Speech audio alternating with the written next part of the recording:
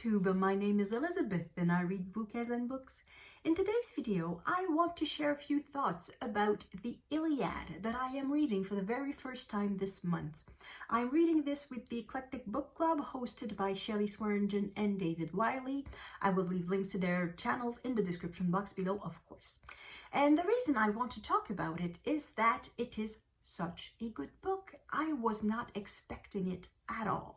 I am currently about at the halfway point. I'm reading one chapter a day, so that means I have finished 14 chapters out of 24, and I love it. So I have not prepared much. I have, I think, 4 points that I want to talk about, and I'm just going to do that. So the first point is I'm very happy about the translation that I chose. I did a previous video about the translation I was going to choose because I was a bit worried about that. And in the course of making the video, I decided I would go mainly with Robert Graves' translation of the Iliad. And Robert Graves' translation is mainly prose, though there are parts that are in verse, but it's 90% prose. And in the prose, he made certain choices that make it very easy for readers.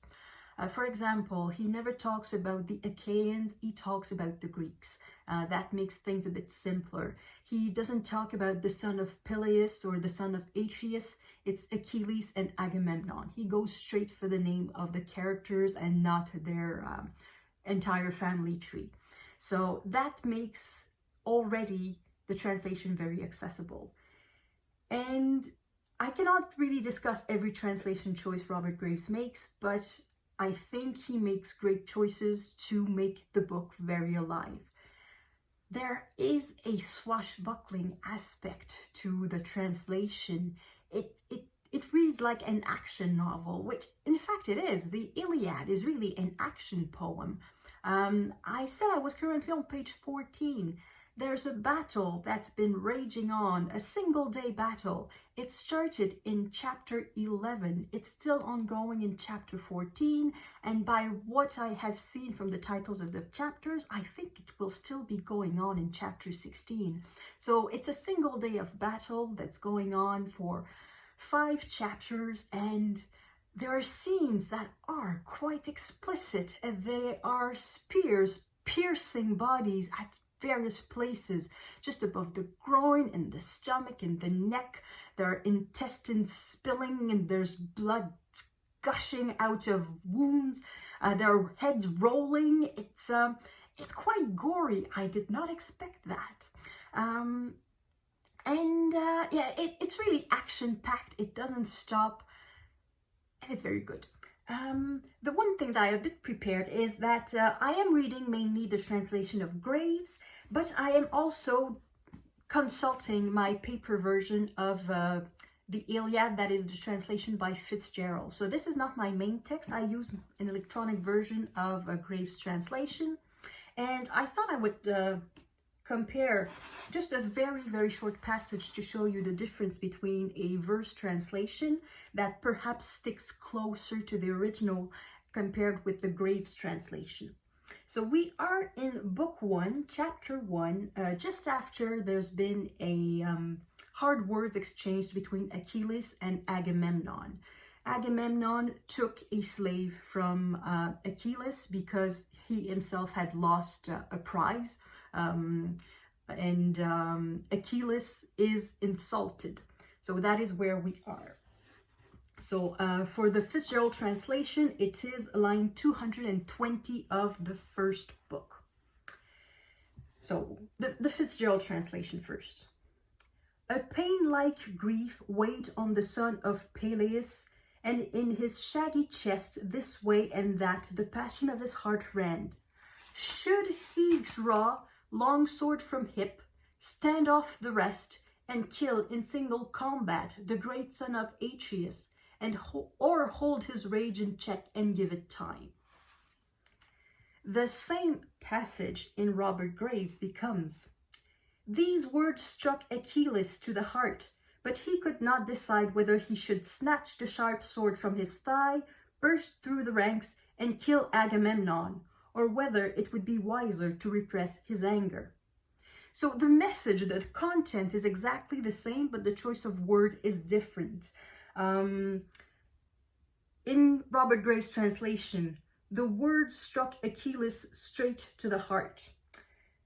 And in the words of Fitzgerald, it's much more poetic. A pain-like grief weighed on the son of Peleus. So already we have the son of Peleus instead of Achilles.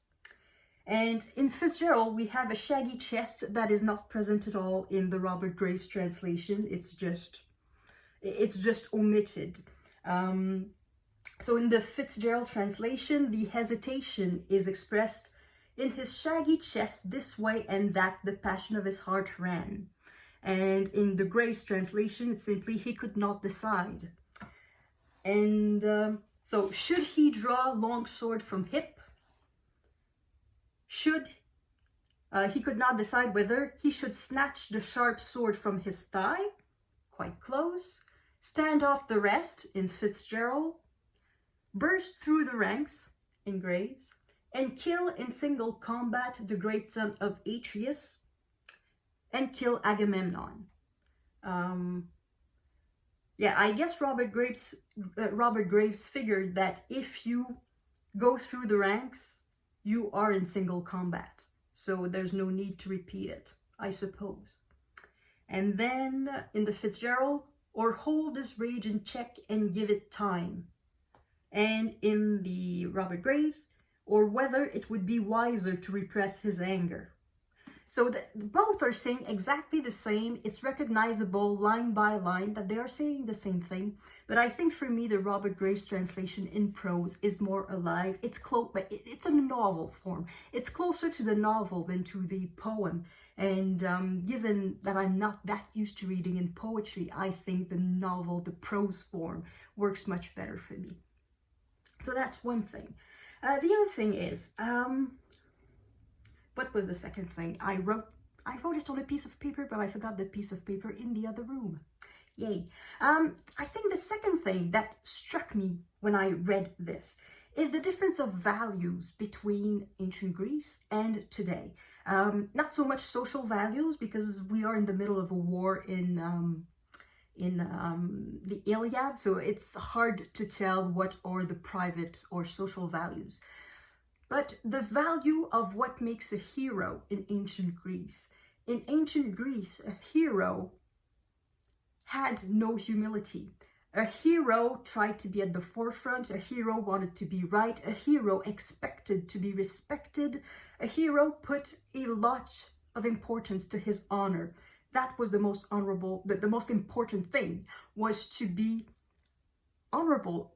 Not so much to be honorable, but to make sure that there was no blemish on his honor.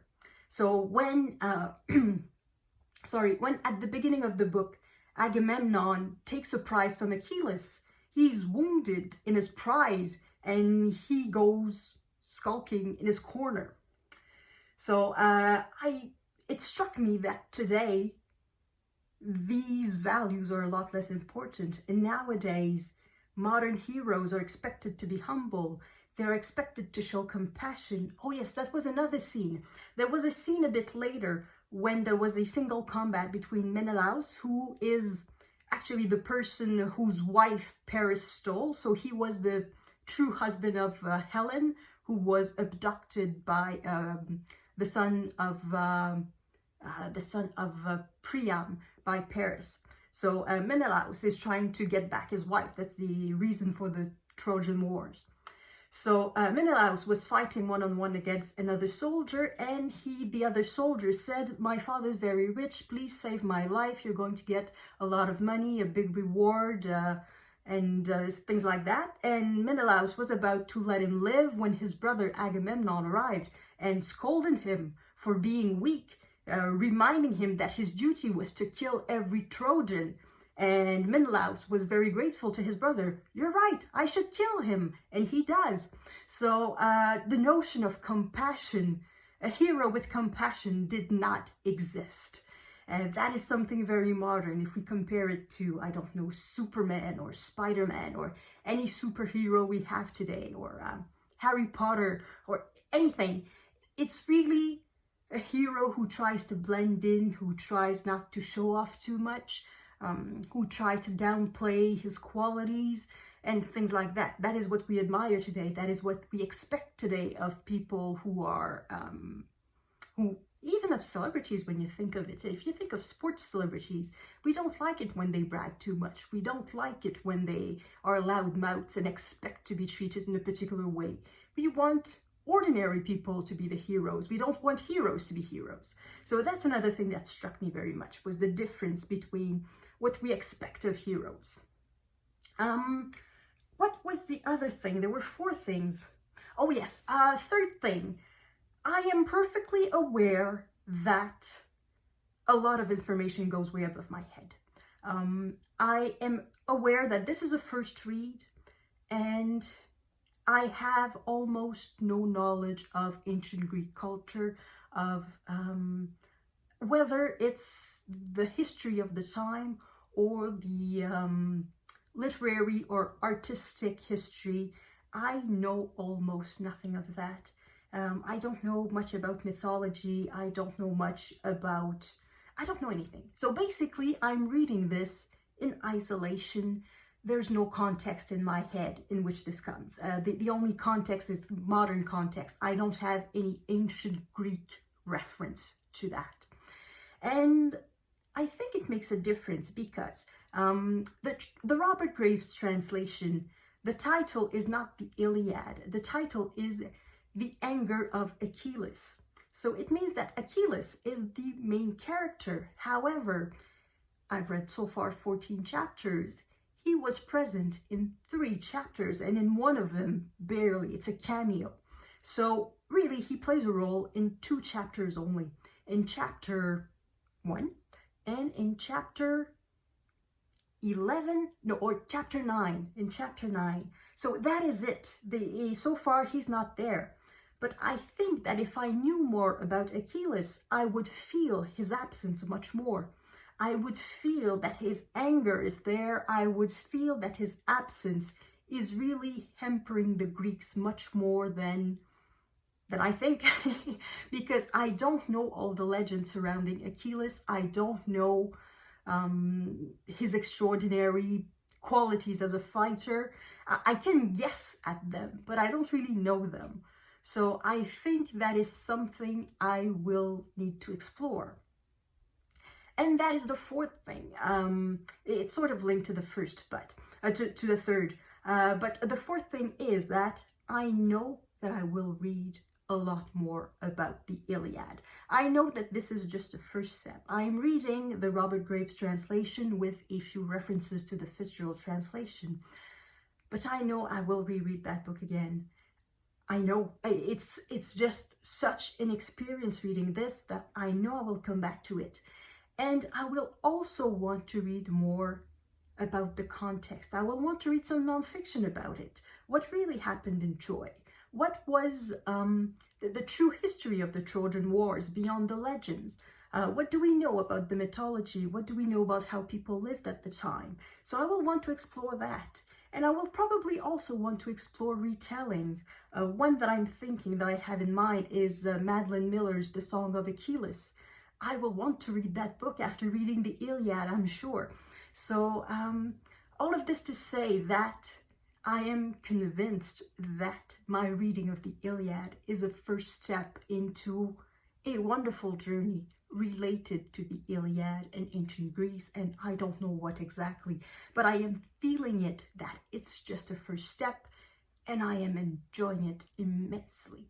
So if you've never read the Iliad, I can only encourage you and invite you to try it. It's worth it. In the Robert Graves translation, it reads as a novel. It's not that difficult, and it's really awesome. So that's all what I wanted to say at the moment. I will probably come back on it once I finish the book. That will be after Christmas. So yeah, so for today, those are my thoughts. So thank you everyone for watching. I will see you in the next video. À la prochaine!